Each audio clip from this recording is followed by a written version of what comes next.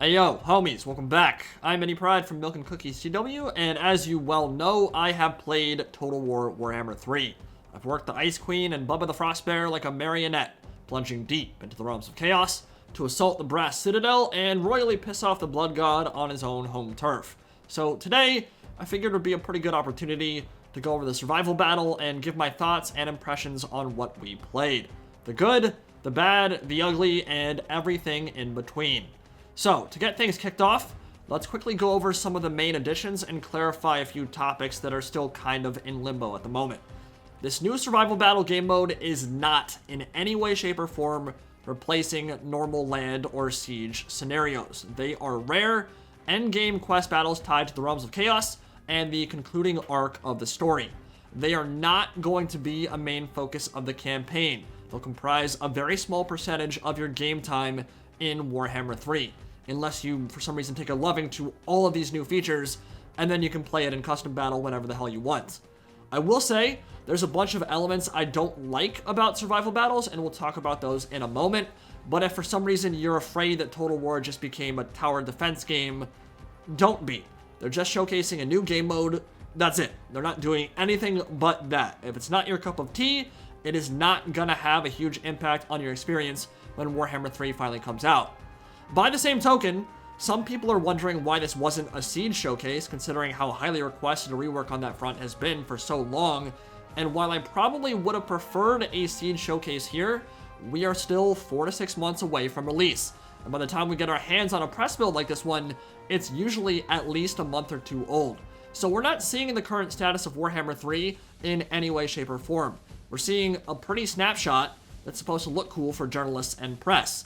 There's not a massive amount of substance here. It's just meant to be eye candy and hopefully attract interest from new players, which I think the battle did a pretty good job of doing.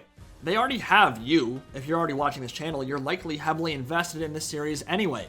Most of you guys will be buying, so the initial marketing efforts will focus on getting new blood into the series with eye-popping stuff. And then, in the coming weeks and months, the roster reveals and the campaign improvements and the siege reworks will, from CA's perspective anyway, hopefully get all you guys on board as well. On that same topic of sieges, a siege rework of some kind has been confirmed multiple times at this point. There's been speculation about what exactly that will entail, 360-degree sieges or other features along those lines, but the long and short of it is we don't know exactly what's coming. We can just hope that CA has heard the criticisms of Warhammer 2 sieges and are actively working on improving them. Because, frankly, I hate them. In Warhammer 2, they are incredibly boring once you played a few.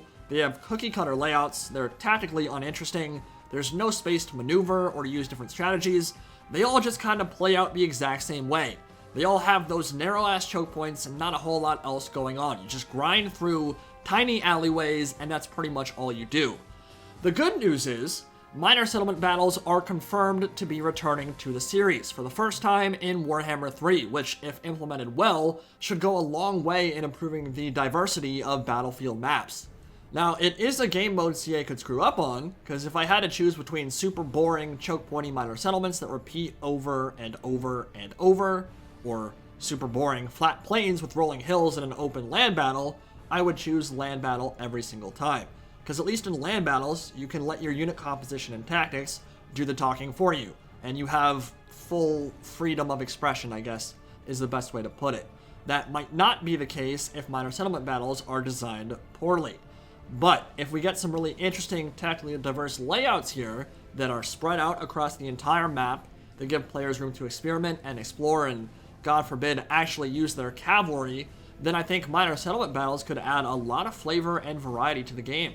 Especially when you're talking about 12, 15 distinct culture groups, that is a lot of content there. It's going to be quite a huge undertaking from CA's perspective, and I think it'll do a lot to help break up the monotony of regular sieges. Now, onto flyers and that infamous discussion about whether or not they will be able to land at will. There have been numerous reports now, one way or the other, that there is a toggle, there isn't a toggle, but the actual truthful answer is Creative Assembly doesn't know yet. They are actively looking into adding a toggle button, but they have not pulled the trigger. So if you hear any other news from anybody else, they are misinformed or just straight up incorrect. They do not know if they're going to implement it yet. They might, They might not. Hopefully they will. It's still up in the air. Wait. So I'll state unequivocally right now on the record that CA would be making a big mistake if they did not implement a toggle flying feature for winged units. Especially for an army like Khorne, without a lot of flyers and no ranged options that can actually help turn an aerial duel, it would be pretty embarrassing to have a bloodthirster, of all things, stuck in an air fight where he can't be supported in any meaningful way. It's not such a massive issue for the High Elves, for example, and their Star Dragons, because they have High Elf Archers and Lothern Sea Guard and Sisters of Avalorn that can shoot up and destroy any single entity or Pegasus unit trying to surround it. But if you're Khorne and you don't have anything but Skull Cannons to fire up, and Skull Cannons can't do that kind of role, they can't perform that role, then what will a Bloodthirster do if he's getting swarmed by Pegasi on all sides? Well, the answer is he's just gonna freaking die. That's lame. That can't be a thing. There has to be a way to land our units and protect them by walking on the ground. Now, obviously, implementing a feature like that isn't as easy as flipping a switch.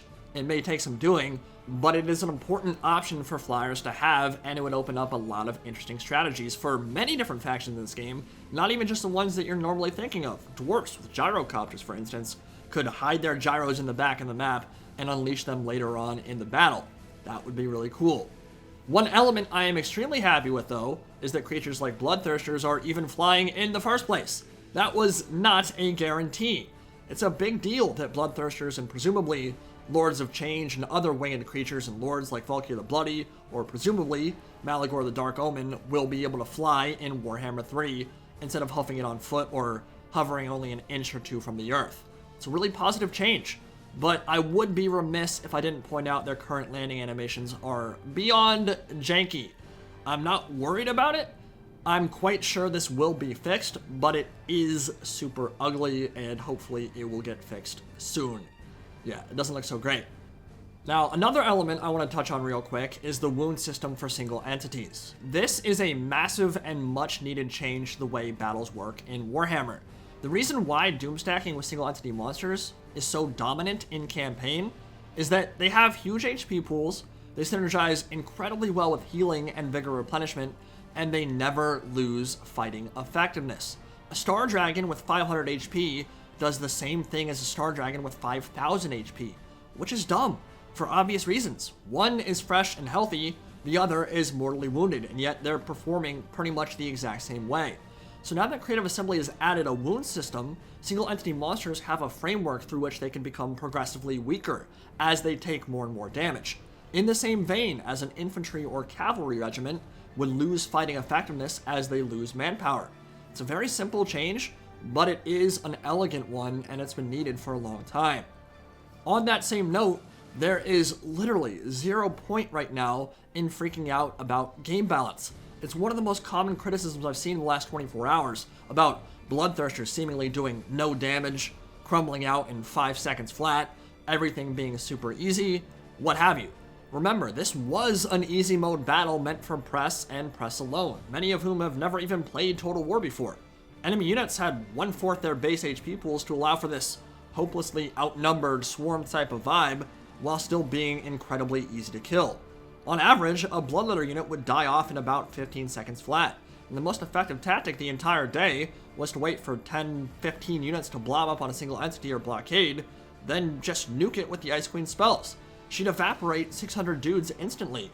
That's obviously not how balance is going to work in the final game. There's no reason to get upset that the Bloodthirster wasn't cleaving through hundreds of dudes single-handedly. Everything Khorne was nerfed on this battlefield so the Nooblets could win. They will be terrifying in the final game, I'm sure. Their stat line is going to be insane, but balance is typically one of the very last things that gets worked on before launch day. So it's fine to express some concerns here, but I really wouldn't be worried about it very much. What is fair to worry about, though, are the collision mechanics and the propensity single entity monsters have for wading into melee, then vigorously dry humping the air and vacantly staring at people without attacking. Both of those elements looked pretty rough in my time with the game and don't seem to have been addressed in any way, shape, or form from previous Total War Warhammer titles. When I see my Bear Elemental chase after a Bloodthirster, get into melee range, then sniff his butthole for 45 seconds on end, that is intensely frustrating to watch. And I don't think I was impressed with a single cavalry impact the entire 3 hours I played, which is especially disappointing because we've occasionally had some very good ones in Warhammer 1 and Warhammer 2. I remember many replays over the course of this life cycle where entire regiments of unbraced spears go flying after Chaos Knights, for example, hit home. I didn't really see anything like that here, and I think we can all kind of agree that cav versus cav impacts are looking pretty bad at the moment. When they smash into each other, the models in both units tend to just slide around in unnatural ways, and there doesn't seem to be much force or impact behind it at all. Considering these have been major complaints over the last 4 years, I would not get your hopes up that anything's changing on that front anytime soon. And of course, horse sizes appear to still be comically small. Like, the riders are literally as big as their mounts. Thankfully not when it comes to the monstrous cav units, like the Blood Crushers and the Skull Crushers. The proportions there look good. Proportions look good for Bear Cavalry as well, but the Winged Lancers and Griffin Legion have pretty damn small mounts. And we should rightfully be upset if after all this time and all this feedback, Chaos Knights and regular mounted units are forced to ride Shetland ponies of the Apocalypse into battle in Total War Warhammer 3. It should be a relatively easy fix, and they've had 5 years to do it. It's not like this is a new complaint. Get it done. Now, in terms of my experience in this survival battle, it was a mixed bag, as these early preview builds generally are. It's funny because we've been through the same exact song and dance before with the Battle of the Fallen Gates back in 2017, almost 4 years ago, and history appears to be repeating itself now. We go through these undulating waves of highs and lows where people hype themselves up like crazy. The first battle comes out, the reveal comes out, it disappoints a reasonably large percentage of the community, or at the very least, the criticism ends up being louder than the positive feedback, and then we keep going through this cycle over and over all the way up until launch, and then the actual release ends up being, well, pretty damn good. I mean, Warhammer 2 especially was received very well on launch day. That Lizardmen and High Elves quest battle that launched 3 months before the actual release date was not universally loved by the community in any way, shape, or form. And if you go back and look at the criticisms then, a lot of those same ones are being leveled at the Khorne vs. Kislev battle here. Some of them are very reasonable and fair, some of them are not. And at least for me personally, I felt like the Battle of the Fallen Gates was in a rougher state 3 months out from launch than Khorne vs. Kislev was this time around 6 months out from launch. But with that said, I didn't really love this survival battle. There were elements I really liked, but overall, I felt the gameplay was a little bit weird. Visually, it looked stunning. The environment, the layout for the battle map, the sheer scope and tactical variety available on that map were all awesome. I mean, this was the most interesting official battle map we've seen in a Total War game in years. Literal years. And if it represents the improvements CA will be making to generic battle maps going forward, to give them more flavor, terrain features, and options on how we approach combat, it will be amongst the most significant improvements we've seen to this trilogy since day one. If sieges end up being on this scale, it'll be game-changing. But the actual mechanics and fantasy elements of survival battles here leave a lot to be desired. Construction, army improvements, and unit recruitment are the 3 pillars of this new game mode, and they're all governed by supply, which is earned through killing enemies and capturing objectives. You can use these supplies to construct towers, barricades, improve the armor and weapons of your units, replenish ammunition, heal or recruit troops, and summon them into the Immaterium to do your dark bidding on the internet. And I'm really not a fan of how most of this works. Towers and barricades that you invest in will spring up almost instantly out of nothing, even if there are no troops nearby. You'll need troops to hold them to make sure they don't fall into the enemy's clutches, but these massive fortifications that fire armor-piercing or magical bolts that debuff enemies and can hold back huge hordes of demonic bad guys spring up out of nothing, almost instantaneously.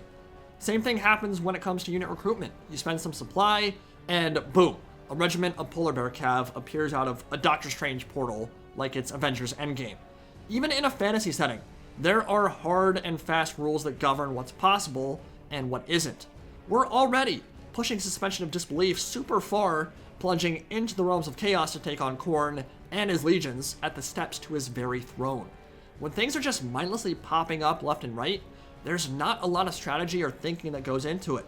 I mean, sure, you have to balance whether or not you want to build a big tower that blows stuff up, or buy a new shiny Ice Guard battalion, but when they just instantly appear out of thin air, it feels largely disconnected from the rules that make this universe function. Same thing goes for the replenish health, ammo, and armor upgrade features as well. It feels gamey and kinda disconnected from reality, from the lore, and from the rest of your campaign, that you can just heal your troops out of nowhere, without healing spells, without magic, without any investment but the random points you're generating anyway. Factions in Warhammer have a clear identity, and just hitting a generic button to heal units that isn't tied to any specific spell or wind of magic doesn't feel right. It's not like you're using regrowth or earthblood from a lore of magic you invested in on the campaign map with skill points and upkeep and then brought into this battle. No, there's just a generic heal my guys button that reacts instantly without any need for thought or positioning. And I just don't feel like that's a good feature in a strategy game. If you want healing, pick a faction that's known for heals. Bring units that have healing bounce spells. Invest in things on the campaign map that will help you when you attack the realm of Khorne. Don't just give players a god button they can spam throughout the course of the battle to make each of their regiments reach the healing cap. And that's what I was able to do. Every single Winged Hussar, every single Polar Bear Cav, all of my single entities, I just kept spamming the heal button on every single one of them. They're going back to full HP, and I don't have to think about positioning at all. That's needless busy work micro that takes no prior planning or good decision making in any way, shape, or form. And the same thing goes for extra supplies as well. If you want to add that feature, allow us to invest in wagons that accompany the army, that our archers need to manually approach to replenish. And in that way, we'd have a much more dynamic and interesting battlefield that rewards good tactics and decision making, rather than having Zeus buttons that aren't tied to any unit and just give them massive buffs or heals or upgrades to their armor when they aren't actually doing anything to deserve that. And then of course, there's the whole lore element as well, which we've already discussed in a previous video. Should rule of cool trump lore accuracy? And in my opinion, it depends. I'm glad we get to see the realm of Khorne because it's gorgeous and it's an amazing setting for a battle, but the story arc better do a damn good job explaining why an assault on the Brass Citadel is even possible in the first place.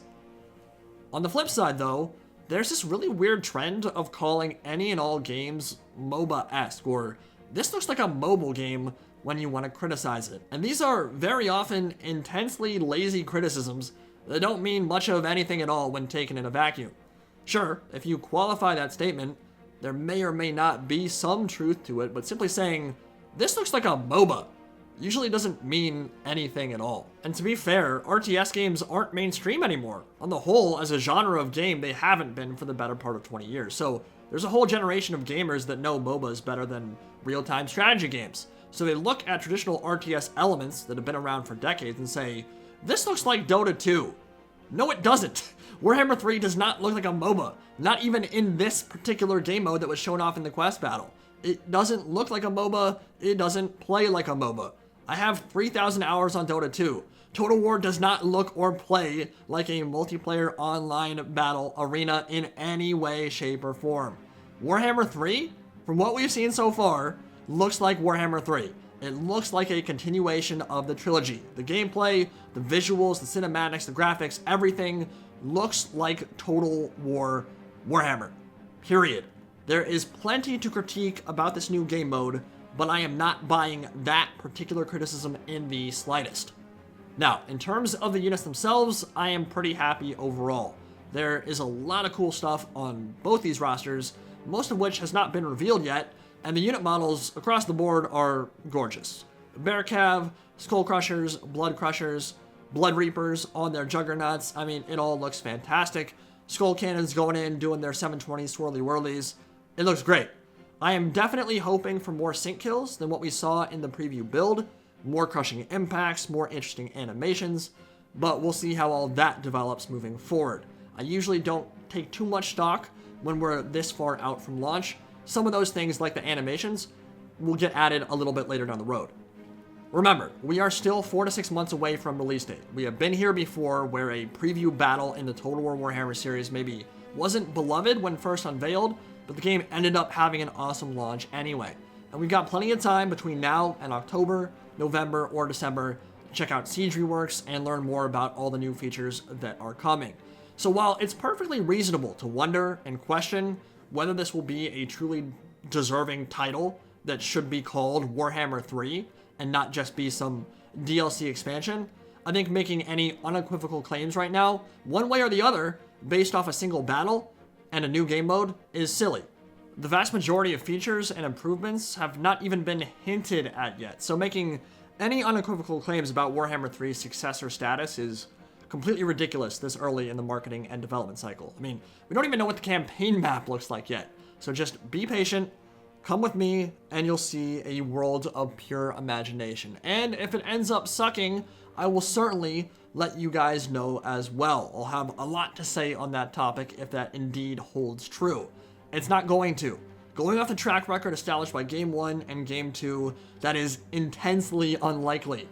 Survival battles are not my favorite addition to a Total War game ever. I will say that. I think they could use some fleshing out to make them more interesting and strategic, but it is a single showcase battle that has plenty of good stuff, plenty of parts where we can kind of give some feedback and criticism, but it tells us nothing about the campaign map or the multiplayer features, and those are the things that are ultimately going to drive whether this game ends up being really good or not. So lots more content to cover in the coming days and weeks. I hope you guys enjoyed it, and I'll see you all in the next video.